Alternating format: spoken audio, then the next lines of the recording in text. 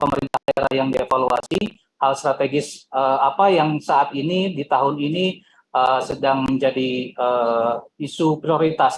Dan mungkin kalau secara nasional kita juga pasti akan mempertimbangkan terkait dengan pelaksanaan RB tematik, yaitu terkait dengan penanganan kemiskinan, terkait dengan penanganan inflasi, terkait dengan penanganan stunting, ya, digitalisasi pemerintahan terkait dengan stuntingnya, dan juga terkait dengan peningkatan investasinya. Ini juga menjadi hal-hal yang akan kita dalami, di mana kita akan melihat sejauh mana aksi-aksi atau mungkin juga kinerja yang ditetapkan oleh setiap instansi pemerintah terkait dengan prioritas secara nasional maupun prioritas dari instansinya masing-masing sesuai dengan sektor maupun urusan terkait yang memang menjadi isu strategisnya. Dan dari situ kemudian juga selain itu kita juga akan memperdalam hasil temuan dari hasil evaluasi tahun sebelumnya, bagaimana setiap instansi pemerintah sudah atau belum menindaklanjuti, dan seperti apa kalau sudah melakukan tindak lanjut, seperti apa tindak lanjutnya, apakah memang tindak lanjutnya sudah sesuai dengan apa yang telah dituangkan dalam rekomendasi evaluasi tahun sebelumnya. Berikutnya, profiling ini akan menggunakan sumber datanya, ya, kami akan mengambil sumber dari dokumen-dokumen yang sudah ditampilkan, ya, atau yang sudah diupload oleh seluruh instansi pemerintah ke dalam aplikasi isr.menpan.go.id atau mungkin aplikasi-aplikasi sakit yang juga dimiliki oleh instansi pemerintah yang memang sebelumnya sudah diinformasikan kepada kami. Di situ kami akan mendalami beberapa dokumen-dokumen, antara lain dokumen perencanaan jangka menengah, dokumen perencanaan tahunan, termasuk juga dokumen perencanaan anggarannya, kemudian pohon kinerja, cascading kinerja, dan seterusnya. Dan juga mungkin selain dokumen-dokumen yang ada di ISR ataupun aplikasi Sakip, kami juga pasti akan melihat sumber informasi lainnya, ya, yang ada kaitannya dengan permasalahan atau isu strategis setiap instansi pemerintah, mungkin dari sumber dari melalui internet, ya, media sosial, dan juga sumber-sumber lainnya yang memang cukup kredibel, ya, untuk bisa memberikan informasi. Nah, berdasarkan hasil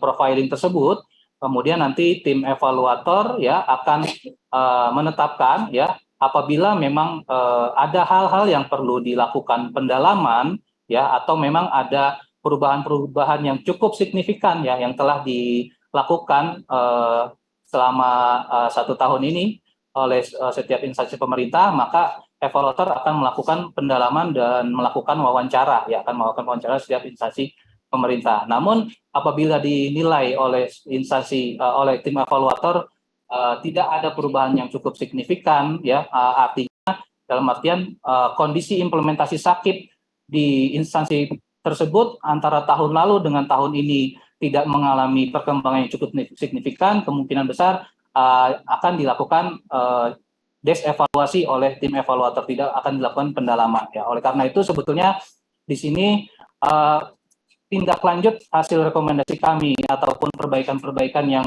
dilakukan oleh instansi pemerintah ini menjadi faktor yang sangat penting, ya, untuk bisa kami melakukan penilaian terhadap implementasi Sakip.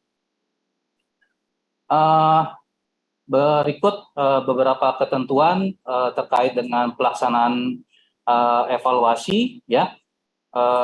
Des dokumen, ya, seperti yang sebelumnya disampaikan, nanti kami akan memberikan akan memberikan surat resmi terkait dengan dokumen-dokumen apa yang memang perlu dipersiapkan, dan juga mungkin nanti ada isian form yang mungkin perlu diisi oleh setiap instansi pemerintah terkait dengan perkembangan pelaksanaan reformasi birokrasinya.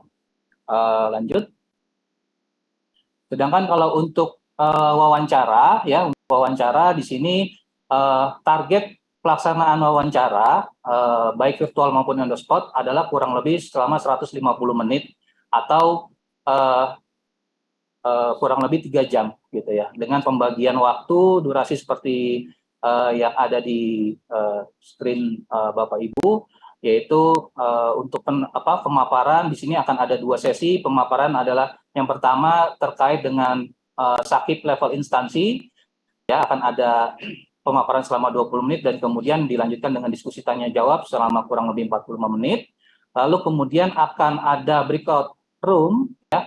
Breakout room ini apabila melalui virtual, ya, melalui aplikasi Zoom, di sini akan ada breakout room, atau kalau memang on the spot nanti akan dilakukan dalam 2 kelas yang berbeda. Di sini pendalaman yang pertama adalah pendalaman untuk unit kerja, ya. Jadi nanti ada 2 sampel unit kerja yang akan dilakukan wawancara, ya, terkait dengan penerapan sakit. Sementara di ruangan lainnya di sini akan dilakukan pendalaman terkait dengan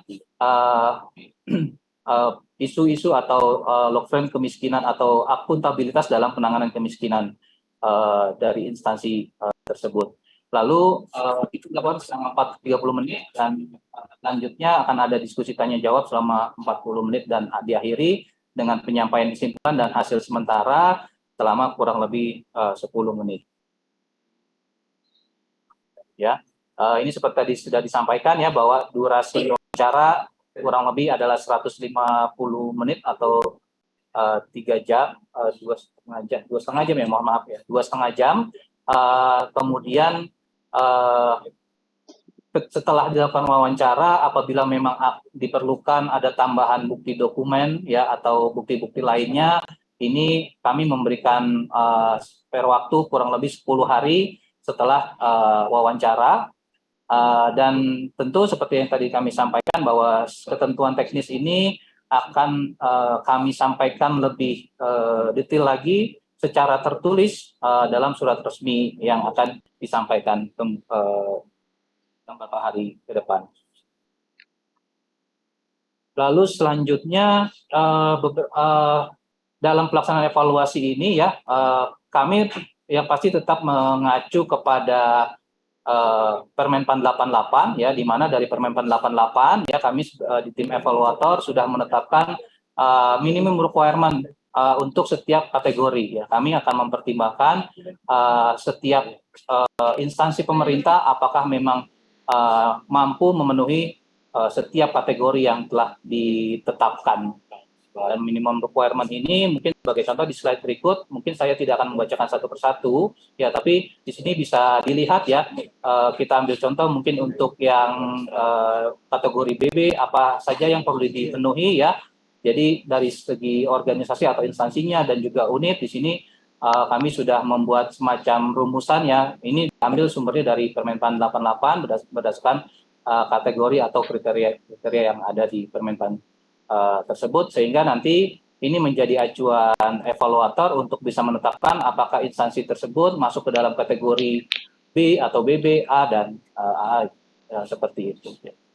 Jadi mungkin untuk penjelasan teknis seperti itu, ya. Selanjutnya terkait dengan bagaimana mekanisme teknis evaluasi akuntabilitas penanganan kemiskinan akan disampaikan oleh Mbak Umu. Silakan.